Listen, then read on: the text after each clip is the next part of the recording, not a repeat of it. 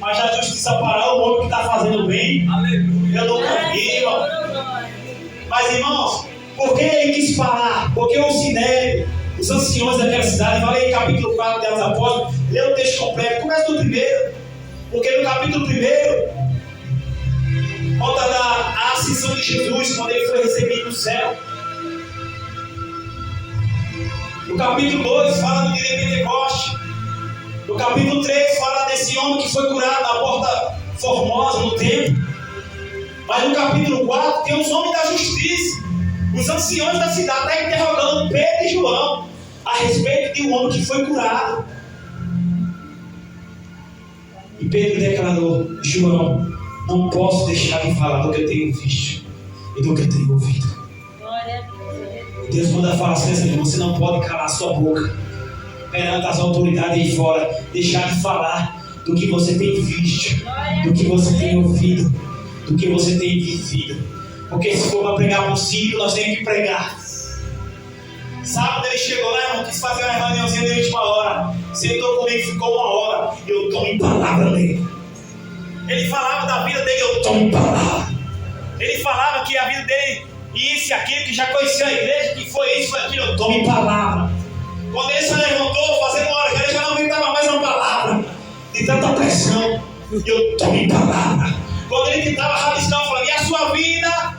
E vida eterna, meu amigo. Você tem dinheiro, você tem carro, você tem um bom apartamento e a vida eterna. Eu não posso deixar de falar do que eu tenho visto e do que eu tenho ouvido, do que eu tenho enxergado através da palavra, da presença dele.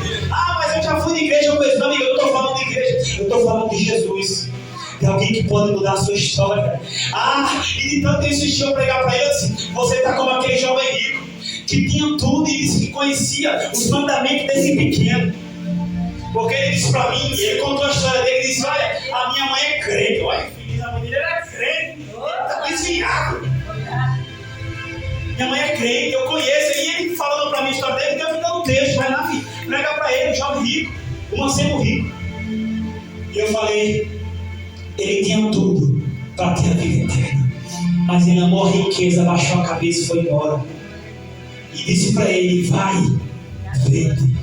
Falei: Márcio, aleluia, Deus. O nome dele é Márcio Ferraz. O bicho é tão ruim que até ferro tem o nome dele. É ele que disse que ele é ruim. Não estou dizendo que ele é ruim, ele que disse. Meu nome é Márcio, não sei o que, ferro. Eu digo: você é tão ruim que até ferro tem o seu nome. Eu falei: meu amigo, você já está aí, estou indo. Eu só quero lhe fazer uma pergunta. E a salvação?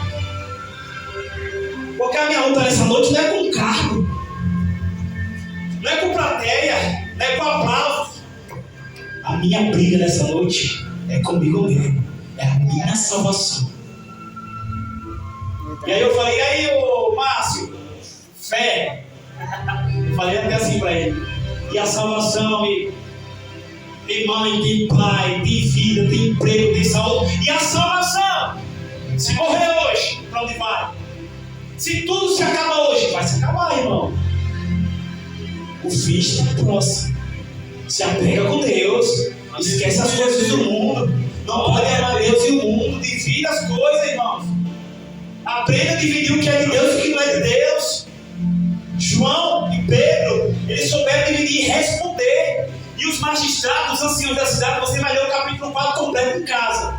Você vai ver que eles eram assim, se admiraram do modo que eles estavam pregando para eles.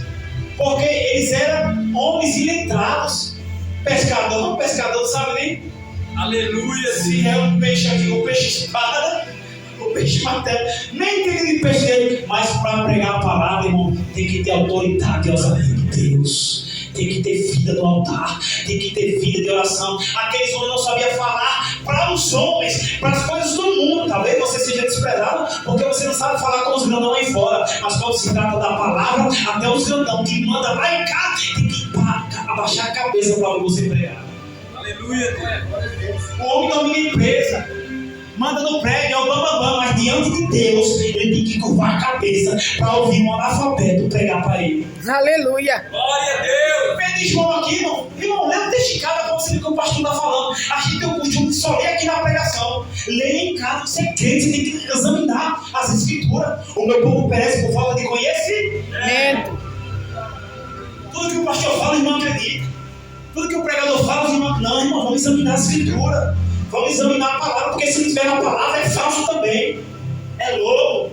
Você está entendendo? E eles eram iletrados, não tinham letra, não tinham cultura. Aí diga assim, para falar de Jesus, só basta conhecer ele. E aí está lá o mundo da alta sociedade, padrão aqui, ó, e o vaso pequenininho aqui. Aí o homem que está aqui, por causa da palavra, tem que ouvir quem está aqui. Aí nessa hora, o Espírito de Deus fala por nós, irmãos. Aleluia. Ele nos ensina como falar. Você está entendendo? E é assim, irmãos, riqueza não leva para o céu.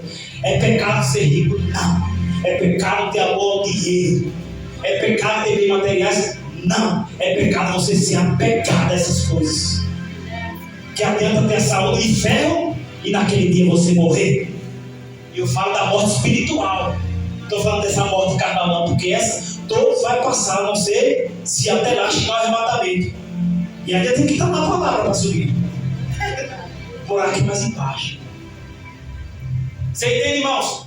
A nossa maior briga é para conquistar a nossa salvação. Porque a palavra diz: aquele que perseverar até o fim será salvo.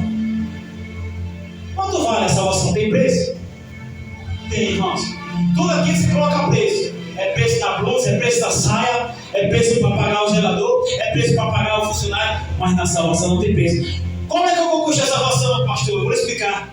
A salvação não tem preço, mas tem renúncia. A pergunta, como diz um amigo meu, a pergunta que não quer calar: tem renunciado? Aleluia. Ou o que tem falado mais alto na sua vida? É o mundo? É os seus desejos? Não, essa igreja tem palavra, irmão, viu? Essa igreja tem palavra. Você está entendendo? Tem estado na palavra? Tem andado em espírito? Tem feito conforme manda a palavra? Se não está na palavra, não está na salvação. Aleluia. É bom pregar sobre milagres, cura, é maravilhoso. Eu amo essas pregações, mas eu não saio da salvação. Eu amo o pregador que vem aqui, prega o Pentecoste, avisa os irmãos, dá uns glória, dá uns quatro pulos aqui, é bom. Mas o crente tem que ir em primeiro lugar buscar a sua salvação. Aleluia. E em nenhum outro nome a dar debaixo dos céus aos homens, pelo qual nós possamos ser salvos. Jesus Cristo. Tenha Jesus na sua vida, tenha Jesus na sua mente, tenha Jesus na sua alma, porque não é só para servir Jesus aqui.